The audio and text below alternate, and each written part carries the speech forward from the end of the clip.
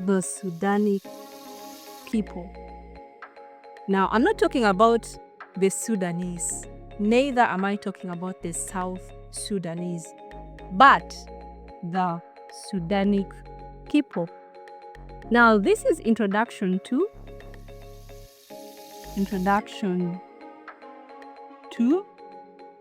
and previously I had already introduced that there are about 66 siblings that have been classified under the Central Sudanic people. Okay, 66, some of which are actually listed here. Now, the first thing we're going to do today is to look at the classifications under the Central Sudanic people. Now, if you know you haven't watched part 1, if you haven't watched the first part, please go back there. In this school, we don't allow chopping classes, so make sure you go back and see what we actually covered previously, okay? Then you will come back. Now, the Central Sudanic people, as I'd mentioned before, they belong to the broader umbrella of the Nilo-Saharan.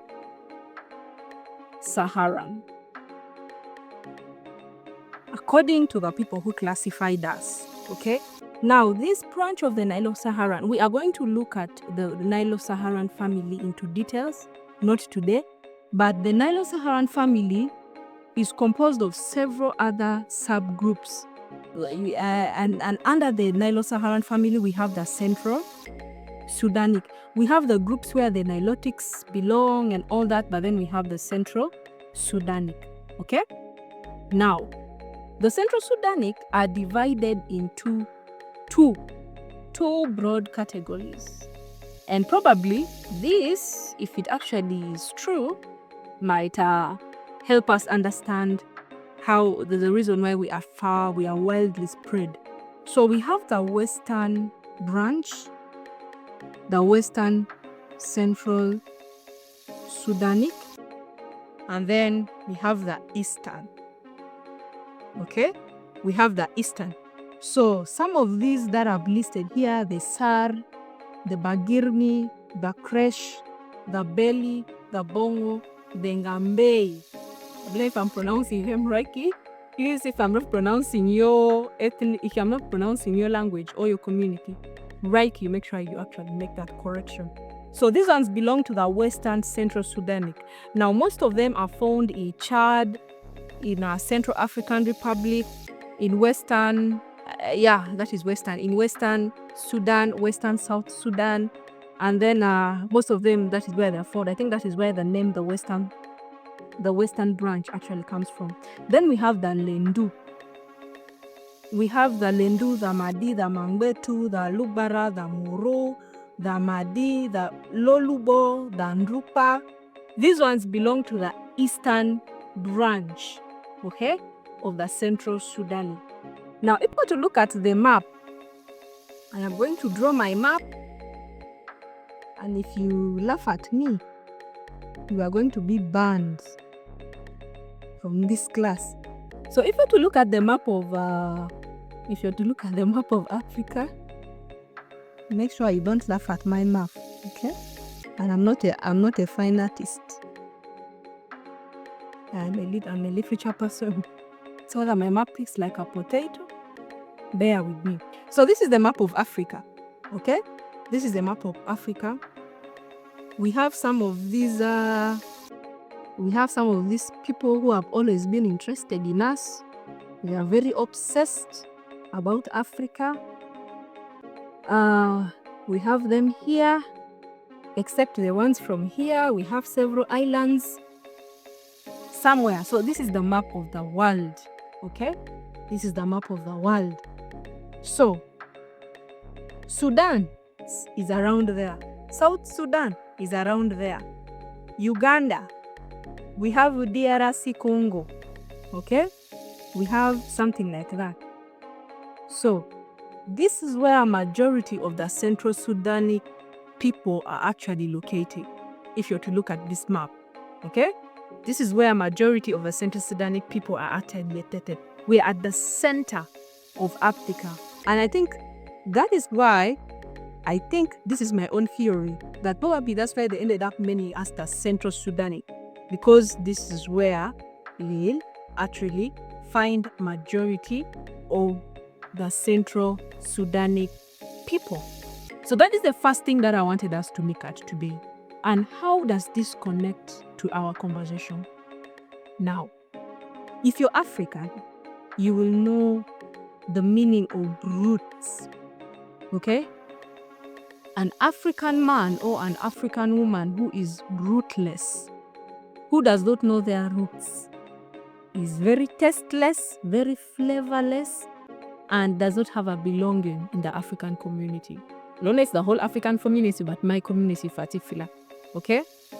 Now, history is one of the components of understanding your roots. It is one of the major components of understanding your roots. Because without understanding your roots, without having a root, even if you have a very beautiful flower, even if your leaves are green, your branches are well spread, high chances you are actually very dead. You're dead. If you don't have a root as a tree, you are dead. Okay? And we are going to start from today. As the people of the Central Sudanic, there are very many reasons that have contributed to our community being, not very popular like the rest. We're going to look at some of those things into details, but for now, I want to say that in this day and age, we are no longer victims. We are no longer victims. We are no longer victims. Because we have the capacity, we have the capability to form a community and answer some of the questions that we need answers for. We have the capability to actually do that. Now, why are we here? Why should we form a community? Why should we be part of the Sudanic Academy?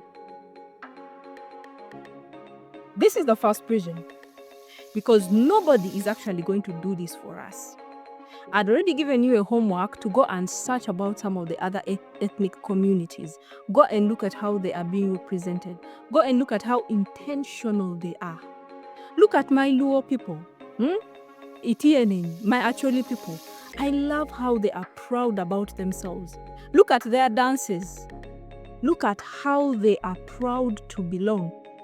In most of the, if you studied in Uganda, most of the schools have these MDD sessions where they group students and then they're meant to do performances. Look at the kind of dances that they usually do. It's either the Baganda or the Acholi. In northern Uganda, it's mainly the Acholi and then the Luo people. Have you ever found them anywhere practicing the Madi cultural dance or the Lubera cultural dance? Maybe you have. Me, I actually haven't. Okay? So, these people are proud, and because they are proud of themselves, they intentionally seek to document themselves, and there is beauty in that, and that is what I want us to learn. Okay? It is good to see what your neighbor is doing, that is okay, and then also do it and try to implement it in the family if it makes sense. Now, why should we do this? Because nobody is going to do it for us. That is the truth. Nobody is going to come from somewhere and start documenting things about the Central Sudanic people. Nobody is going to come and start documenting about the Mangbetu, the Lukbara. Nobody is going to come and do that. And probably even if they do, at the beginning of this year, during one of the launches of the projects connecting to my book, I mentioned that even if people come and document about you and they don't belong to your family, sometimes they might do that documentation with a lot of bias. Okay? They might do it with a lot of negative stereotypes. We have seen, when you say, oh, I am a Lubara, we have seen how people view us. This is Balugwara. You've seen the kind of stereotypes that are actually attached to us. To a point that even some of our children are not proud to associate themselves with us. You find someone who looks like me with the very strong Sudanic features. And then they'll be like, me, I'm not a Lubara. My mother is a Muganda or a Munyarwanda, so therefore, I prefer to associate myself with them. Okay? So nobody is going to do this for us, and that is on a very, very serious note. Secondly, why should we do this? Because there's a lot of contradicting information about us out there. I'm telling you, ever since I began doing this research, you people, I have read. I have read in almost everything that has to do with the Sudanic people and even the neighboring communities. The books from the Greenbergs, the Koi, how do you pronounce this name? I've failed to pronounce it. The Polyglotta or something like that. Those books, several articles from renowned linguists. But most of them have very contradicting and confusing information about us. Now let me tell you this. They even mentioned that this family, the Central Sudanic, is one of the most complicated ethnic families or classifications in Africa. Even the people who have PhDs are confused about us. The people who made these classifications are actually confused about us because of the complexity. Okay? Some of our communities, I don't know whether it is hard to get information. It is just very complex. That's why I am calling upon us. I'm not kidding, but it is a decree. I am calling upon us that we need to intentionally come together and start answering some of these questions actually together. Okay? Thirdly, some of this contradicting information do not even come from the linguists, even in our communities. Growing up, and even when I began doing this research, most of the times I would try to interact even with some of my elders. You try to ask them, where do you think the Madi people come from? The other one will tell you, people come from Nigeria. Is there any evidence? Is there anything that shows that we come from there? Others will tell you, oh, you people come from Congo. We actually come from Congo. Others will tell you, no, we don't come from Congo. We come from Ethiopia. Recently, someone was saying, we don't come from anywhere. When God created us, this is where He put us. We have always been in West Nile. All the other communities, the Bantu people, the Nilotes, this is where they found us. Okay? But why? And if you're to ask the same question, like, for example, go to the Luo people, try to trace their migration, you will be surprised. They say that they come from Bar El Ghazal. The moment you start tracing from Bar El Ghazal, there are clear signs that these people were indeed from here, even from their languages. Maybe the ways of life, their way of life has changed here and there, but you will trace, okay, among the Dinka community, you will find some words that are the same in Dinka, the same in Shilluk, connecting to the Acholi in South Sudan, connecting to the Acholi in Uganda, proceeding up to Kenya, up to Tanzania. You will find that connection. Okay? Come to the Bantu people, start tracing them. You will find a connection from actually Congo, from the Congo basin where they said we come from. You will find that connection up to the southern part of the continent. It will be there. But look at us. Even some of our elders do not know where we come from. I don't know whether it is assumptions, but I wouldn't really blame us so much because of the interruptions that we got. Because when I try to find out the reason why, there's not been a very organized system when it comes to documenting our heritage and that kind of thing, most of them is attributed to some of the external factors like slave trade. Actually, if we're to look at the reason why some of the communities are actually extinct, we're going to look at that into details at one point, but slave trade has been one of the major reasons, okay? So most of the communities were all carried away during the time of the slave trade and that kind of thing, but we're going to look at it a little bit more. But my point is, even our own community, even our own leaders, our elderly people, some of them do not know where we belong, where we come from.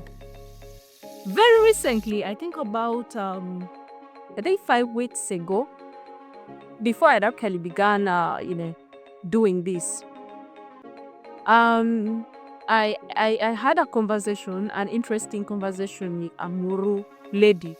She's actually someone who is a very renowned one of the respected people in that community, and I was trying to interact with her. I asked her, we're trying to say, okay, how does Moru sound? How do you count? That is when I actually found out they also count Alo, Iri, Ena, Isu, and she was trying to tell me, with some of the differences here and there. How do you breathe? How do you do this? And then I asked her, which ethnic community do you think that the Mori people belong? You know what she tells me? She said, oh, that is simple. We belong to the Bantu.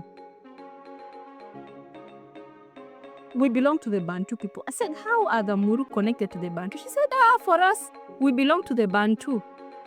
And I had to take my time to try to really educate her on how we may not be very closely related to the Bantu. But you can imagine that this is not a child. This is someone who is elderly. She's actually a leader. So maybe there's a section of people who even think that we are connected to the Bantu. Okay? Some people say that we are from Nuba, we are the Nubians. Maybe I would actually go with the connection of the Nubians and Native Abante. Then most of the people actually think that they are part of the Nilotics. Okay? Recently in Uganda, there was the festival called Zik Nilox Connect. Yeah, Nilox Connect or Nilotics Connect, something like that. That gathered all the Nilotic people. As I was trying to, scroll and watch some of, things that transpired there, I came across a lady who was saying, hi, I'm called so and so. I am a Lubara and I am a proud Nilotic.